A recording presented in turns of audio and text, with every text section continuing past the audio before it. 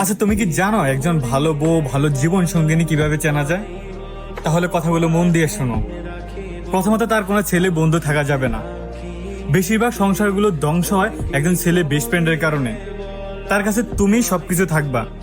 সে যদি তার লাইফ নিয়ে ভীষণ ব্যস্ত থাকে, ভীষণ সিরিয়াস থাকে, ভীষণ ফোকাস করে, তারপরে সে তোমার সাথে কথা বলা কমিয়ে দিবে না।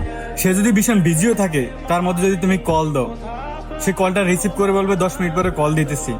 সে ঠিকই কল দিবে, সে তোমার কলটা কেটে দিবে না। সে তোমাকে অন্য পুরুষদের সাথে কম্পেয়ার করবে না, যে ওই বাবির হাজবেন্ড ওর জন্য এটা করতেছে, ওই বাবির হাজবেন্ড ওরা এটা কিনা দিতেছে, তুমি কেন করতেছো না। সে কখনো অন্য কারোর সাথে তোমার কম্পেয়ার করবে না।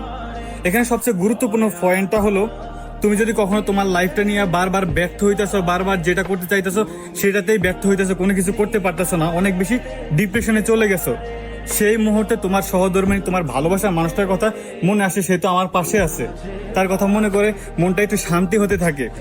মনের মধ্যে যে ডিপ্রেশনগুলো আছে, মাথার মধ্যে যে ডিপ্রেশনগুলো আছে, সেগুলো আস্তে আস্তে কাটতে থাকে।